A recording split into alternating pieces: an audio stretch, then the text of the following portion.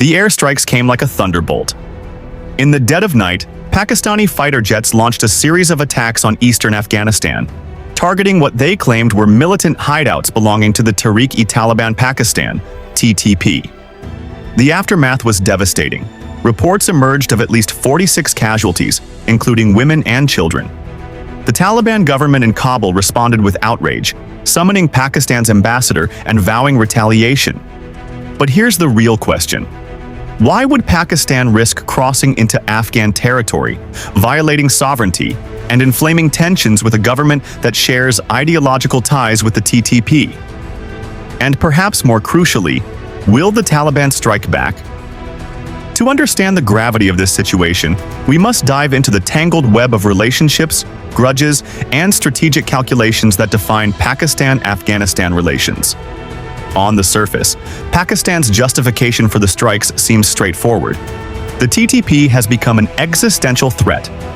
Responsible for a spate of violent attacks within Pakistan, the group has emboldened its operations since the U.S. withdrawal from Afghanistan in 2021.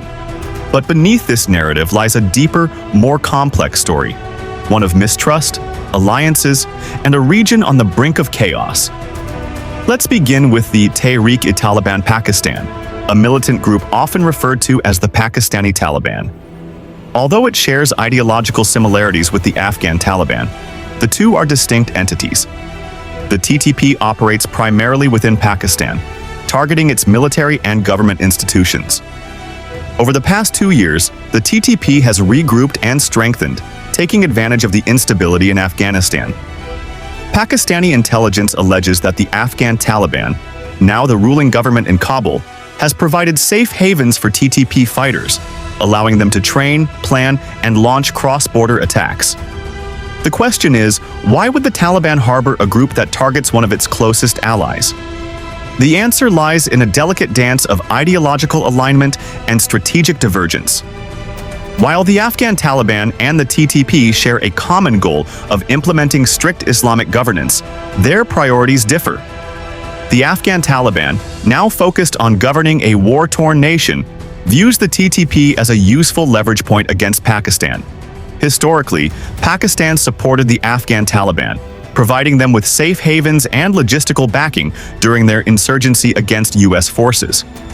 But since the Taliban's return to power in Kabul, relations have soured. Pakistan's strikes may be an attempt to pressure the Afghan government into reining in the TTP, but the move has also risked alienating the very regime it once nurtured. Here's where the plot thickens. The Taliban's response to these airstrikes has been anything but passive.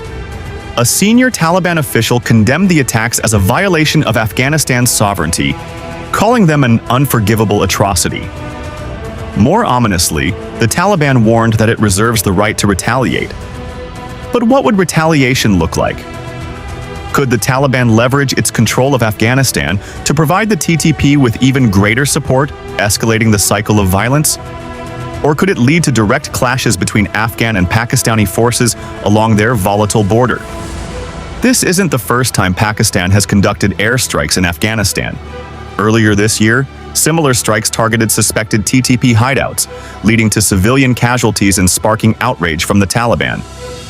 These repeated incursions have eroded trust between the two governments, raising questions about whether the border, known as the Durand Line, will once again become a flashpoint for conflict. The Durand Line, a colonial-era boundary drawn by the British in 1893, has been a source of contention for over a century. Afghanistan has never recognized it as a legitimate border, and the Taliban's rhetoric suggests they won't either. Could these escalating tensions reignite territorial disputes, further destabilizing the region? The human toll of these strikes cannot be ignored. Taliban officials report that many of the victims were civilians, including women and children. These claims, if verified, could galvanize anti-Pakistan sentiment within Afghanistan and strengthen the Taliban's resolve to respond.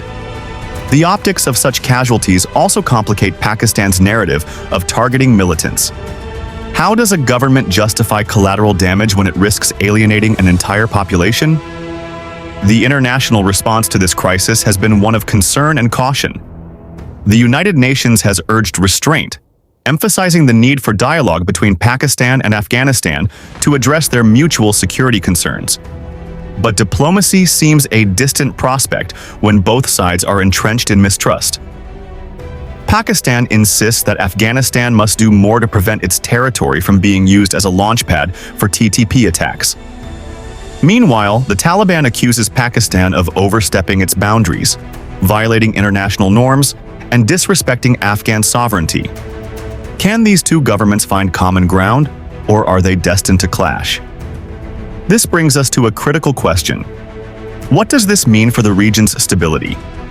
Afghanistan, still reeling from decades of war, can ill afford another conflict. Its fragile economy and humanitarian crisis have left millions of Afghans dependent on international aid. Any escalation in violence would worsen an already dire situation. For Pakistan, the stakes are equally high. The country is grappling with political turmoil, economic instability, and its own battle against extremism. An open confrontation with the Taliban could stretch its resources to the breaking point. Yet the risks extend beyond Pakistan and Afghanistan. The region's other power players, India, China, and Iran, are watching closely. India, which has historically supported anti-Taliban factions in Afghanistan, could exploit the situation to undermine Pakistan's influence.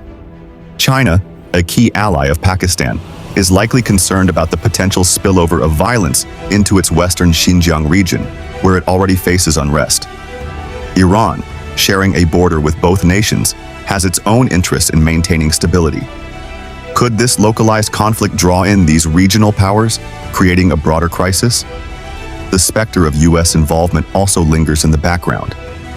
Although the United States withdrew its forces from Afghanistan in 2021, it remains wary of the region's potential to harbor extremist groups. Pakistan's actions could reopen old wounds, particularly if civilian casualties and cross-border skirmishes escalate. Will Washington step in as a mediator, or will it maintain its distance, leaving the region to navigate its own path? At the heart of this conflict lies a deeper question. How does a nation balance its security needs with its responsibilities as a regional power? Pakistan's strikes may have been an attempt to protect its citizens from TTP attacks, but they have also risked undermining its standing in the region. The Taliban, for its part, faces the challenge of maintaining its legitimacy as a government, while navigating complex relationships with neighboring countries. Can either side emerge from this crisis without further damage to its credibility? As tensions simmer, the world watches, wondering if the region is on the brink of a larger conflict. The stakes couldn't be higher. For Pakistan, the threat of the TTP is an existential one. For Afghanistan, defending its sovereignty is a matter of national pride. For the international community, the possibility of a destabilized South Asia poses risks that extend far beyond the region. But here's the ultimate question. Can Pakistan and Afghanistan break this cycle of violence? History suggests otherwise. Decades of mistrust, proxy wars, and competing interests have created a chasm between the two nations. Yet, the consequences of continued conflict are too dire to ignore. Both sides must recognize that their fates are intertwined. Cooperation, however unlikely it may seem, is the only path to lasting stability. In conclusion, Pakistan's airstrikes on Afghanistan have set the stage for a dangerous escalation. The Taliban's vow of retaliation raises the specter of a prolonged conflict, one that could destabilize not only these two nations but the entire region. As the dust settles, the question remains, will cooler heads prevail, or will this be the spark that ignites a new era of chaos in South Asia? The answer, for now, hangs in the balance.